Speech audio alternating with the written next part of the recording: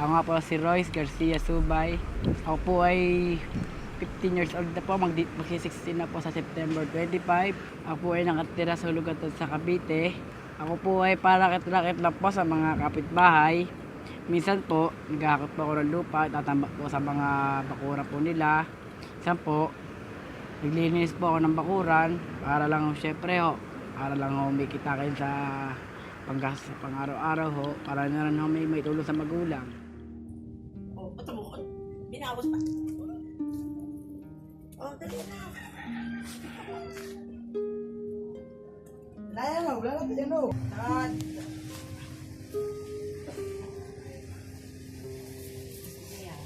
Yan. Picture yan eh. Ayos na yan.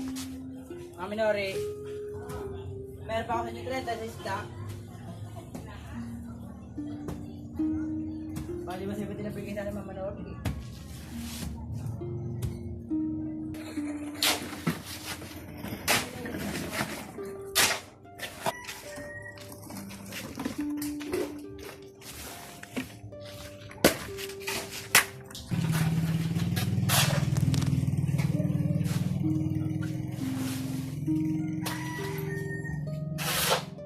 Ako nagsimula ako magtrabaho nang ako 11 years old lang ho.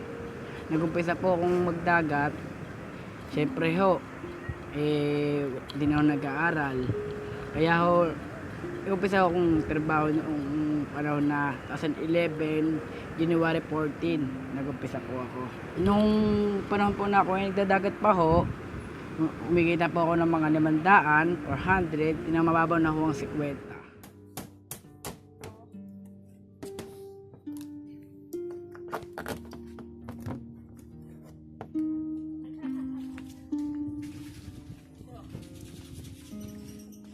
Po yung aking binita maghapon.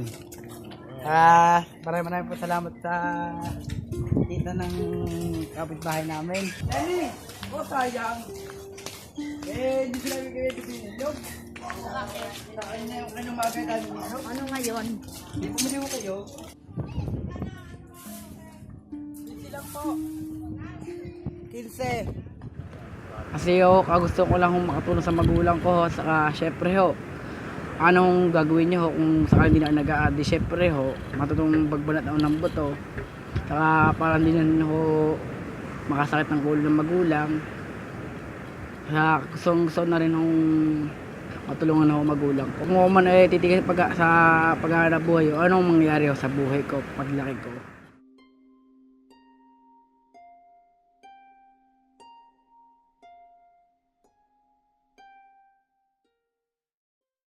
Bata pa lang si Royce, nagkaroon na ako sa kanya ng interes. Kasi nung bata siya, napansin ko, marami nang bubuli sa kanya. Kasi ang itsura niya, parang batang kalye. Na kung saan, at saka kung magsalita siya, kung yung maglakad siya, parang hahari-hari siya, no? So, dumating yung isang araw na nagkaroon kami ng pagkakataon na makausap ko siya. Ewan ko, hindi ko alam yung parang meron siyang binenta sa aking isda. Sabi ko, saan galing ang isda mo? Diyan po, namukot lang po ako. So, maganda naman yung isda. Sabi niya, binabarat ako doon. Siguro po, pag sa inyo, hindi niyo po ako babaratin kasi po, teacher po kayo. Di parang natuwa naman ako sa kanya, no? So, mula noon, pag meron siya nahuhuli doon sa laot, parang lagi niyang dinadala dito sa bahay. Tapos lagi niyang ibinebenta sa basta kahit ano. Ang sa akin naman, tulong ko na sa kanya yon na kahit kaunting bagay, kasi sabi niya, kailangan niya daw yung maibenta kasi para pangkain nila sa pamilya nila. Kasi medyo mahirap lang ang buhay ni na Royce. So kaya sa murang gulang niya, so natututo na siyang magtrabaho. So nakita ko siya habang lumalaki, no? Habang lumalaki siya, nakikita ko very responsible naman siya, no? At nakikita ko rin sa nanay niya, maayos naman ang kanilang pamilya, nga lang talagang hirap sila sa buhay.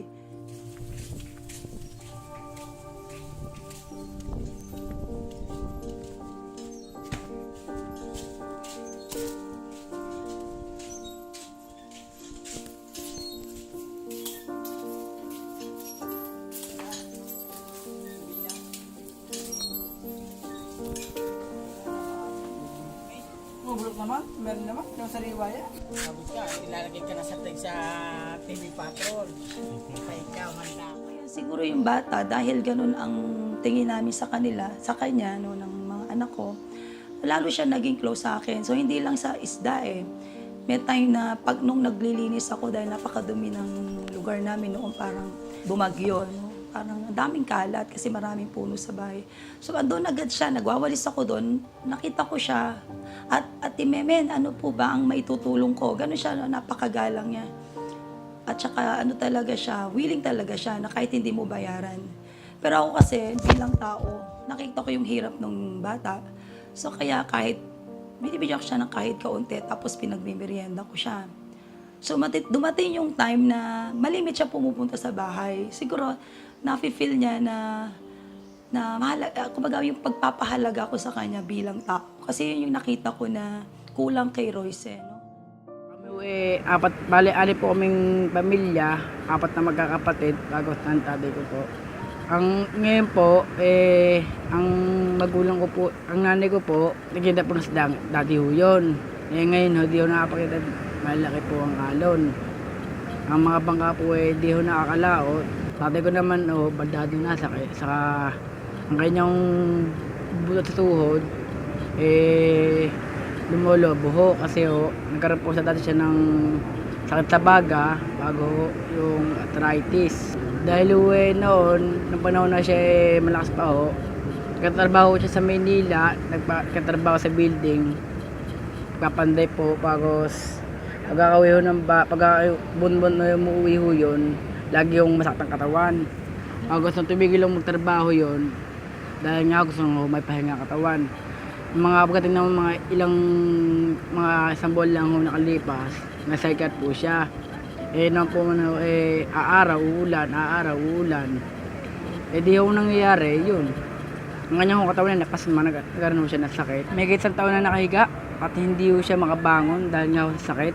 Ang tapos ho ng magulang ko, 4th year high school. Ang nanay ko, ang tatay ko naman ho, grade 6.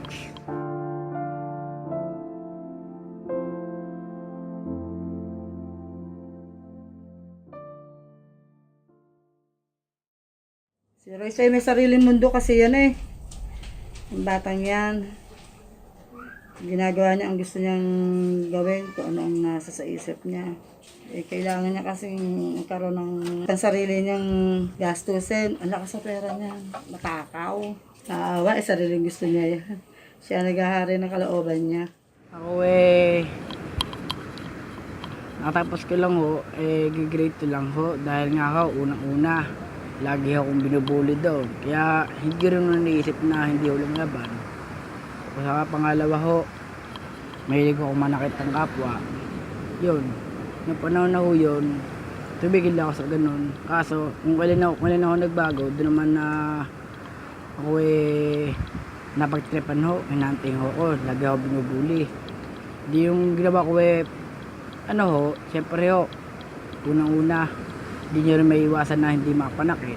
Kaya ho, pinalo ko ng bote sa ulo. Kaya ang nangyari ho, yun, pati ho magulang ko nadamay sa kalakuhan ko.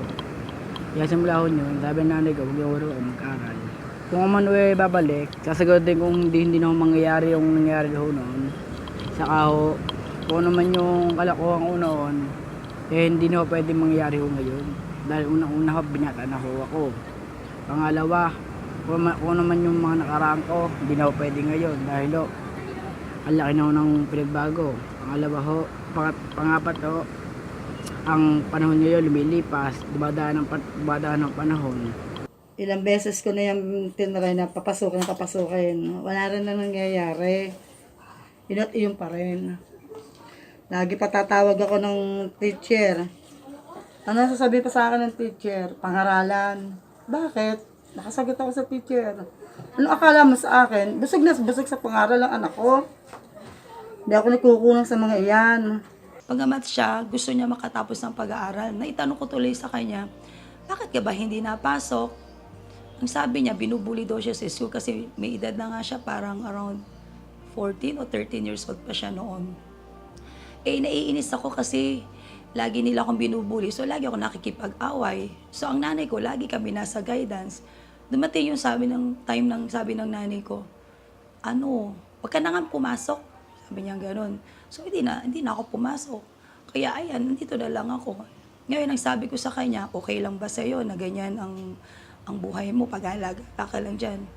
Wala naman daw siyang magagawa. Ang kanyang ginagawa na lang ay, kung meron daw siyang mararaket, yung pang term niya, no? Kung may mararaket, kung saan-saan, para lang pandagdag sa kita ng kanilang pamilya. So doon ko na pagwari na itong si Royce ay talagang responsable siya. Responsable siyang bata. Kasi sabi niya, pag siya ay nagkakaroon ng pera, inaabot niya yun sa nanay niya. At inaabutan lang siya ng nanay niya kung magkano, kung ano lang yung ibigay sa kanyang nanay niya para pang merienda.